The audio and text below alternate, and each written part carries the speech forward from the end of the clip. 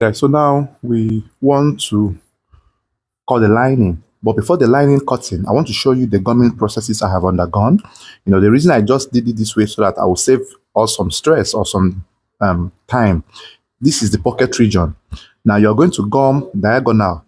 The point you notched, those notch points, you are going to use gum stir and gum it 1.5 inch or 1.25, but 1.5 is ideal.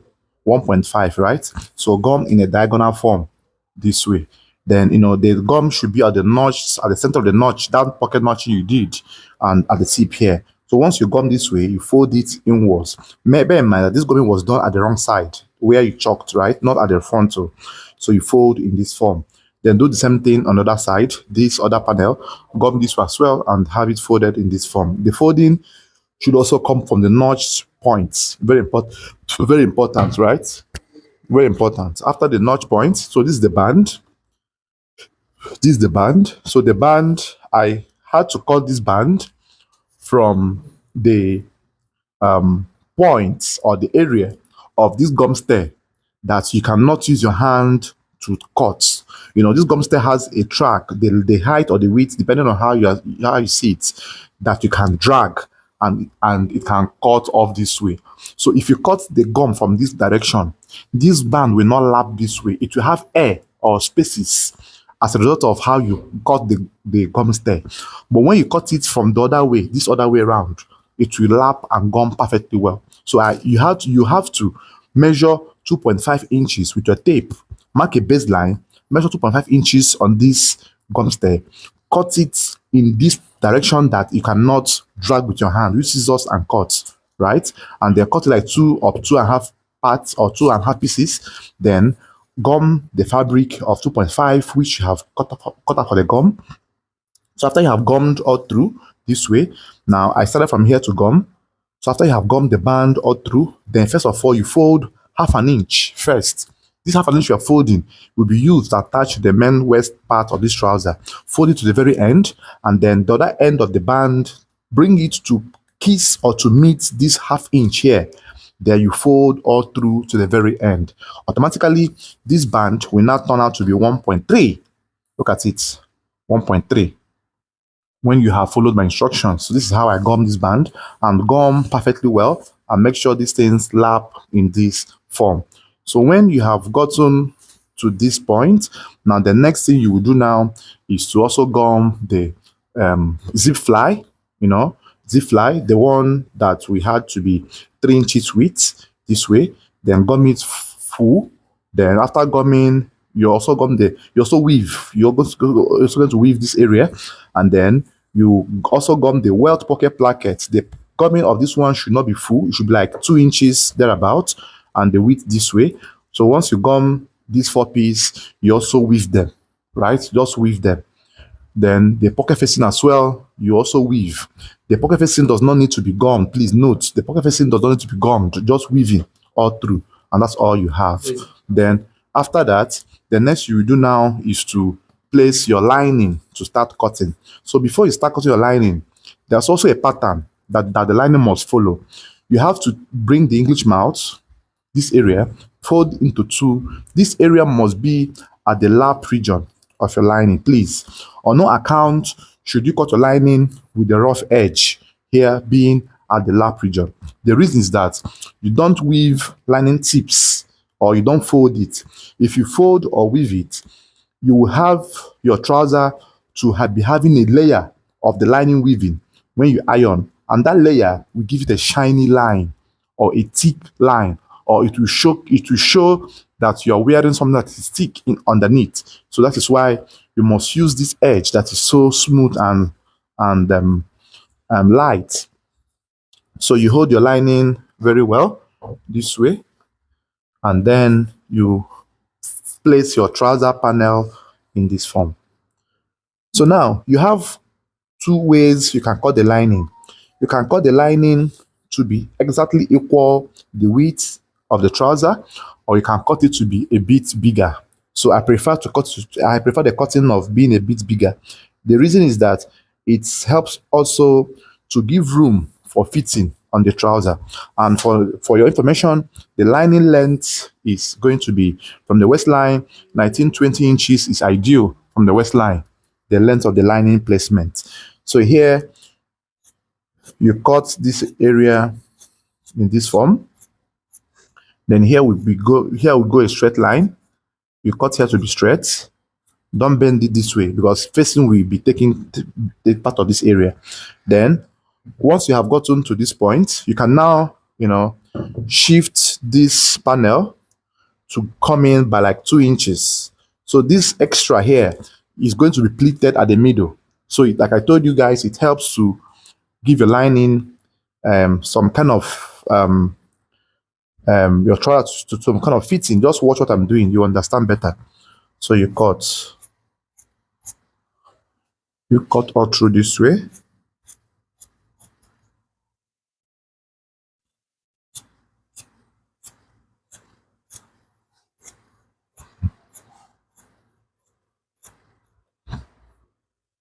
Now this is what we have. This is what we have. So what you do is to cut the height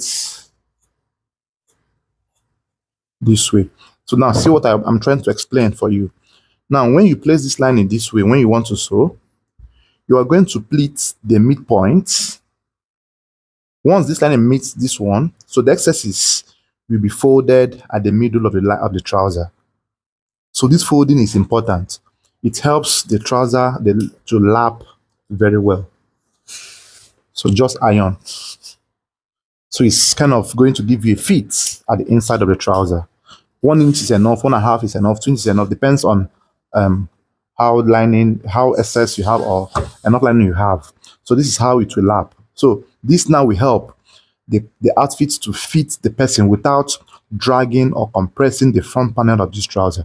So the front panel lining has been cut and explained. So let's cut the pocketeens. So the pocketeens we have, the measurements for the front panel is 13 by 13 inches. So you fold in this form. Fold in this form. What is that? 13 by 13 inches. So if you use 14, it's still okay. But the recommended is 6.5 by 6.5. So 13 by 13, 14 by 14 is still okay. So it still depends on the height and the size of your client though. If you happen to have a smaller person, you can reduce or you can add. So here, this is on fold. So here will be 6.5, right? Because it's on fold. Or can mark 7, anyone, it's still okay. Then 13 or 14, anyone, it's still okay. So let's use 13.5. So just give a notch at that point, and then get your 13 or 7, anyone. Then cut in this form. Cut in this form. Now you have cut out the front pocketing. Then you will slash or slant one edge. The slashing of the one edge is also very important. Let me trim here to the equal first. The one edge you are slashing will be important that it helps you to stitch your lining easily. So what do you slash? Here, 7 inches notch.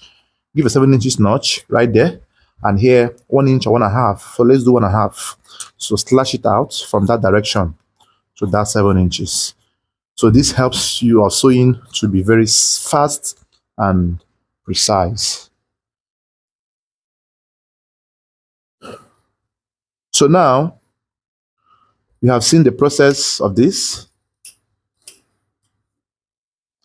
We have seen how this goes. We have seen how this goes. Like, just iron your pocketing. I like to arrange my linings or pocketings to be very iron so that while sewing, I won't have much stress anymore. So now for emphasis sake, since we are using pocketing, the fancy region, since we're using lining for the trouser, the fancy region will be inside. So that when the person brings it out, it won't be a plain color. You get this colored area should be inside the lining. But if there is no line on the trouser, you leave this to be outside. So since we are putting lining, so this is how you place this. These things I'm telling you is so important for proper finishing, especially if you're working on upgrade on finishing of your outfits. This is very important information that I just dropped for you. So just trying to make sure that the foldings are equal here.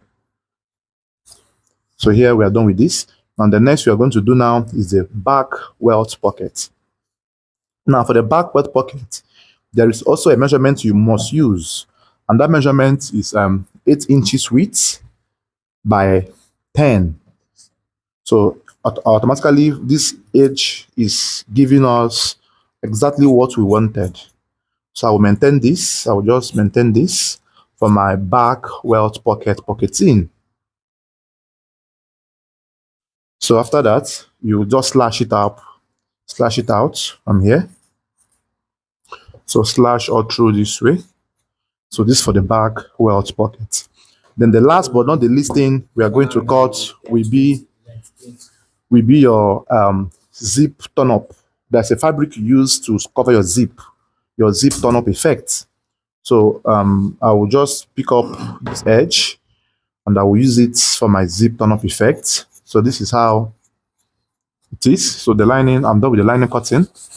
So for this zip turn up effect, the measurements for this, let's just say 3.5 inches or 4 inches, right? 3.5 or 4 inches this way, 3.5 or 4 inches this way. Then the length could be 15, 16, just to help you seal your zip. So I will show you what or how it's being used when we start sewing process, but just cut it out and keep it ready. So this can be folded in this form. So this is for the zip cover. All right, so the next we'll be seeing 16, 15. Just cut something long. You'll see trim it out while sewing. Something that would be ideal to cover the underneath zip and the crotch region. So you trim it out this way. So now the components of the trouser has been all cut out and how to gum has been explained. You will see the sewing as well.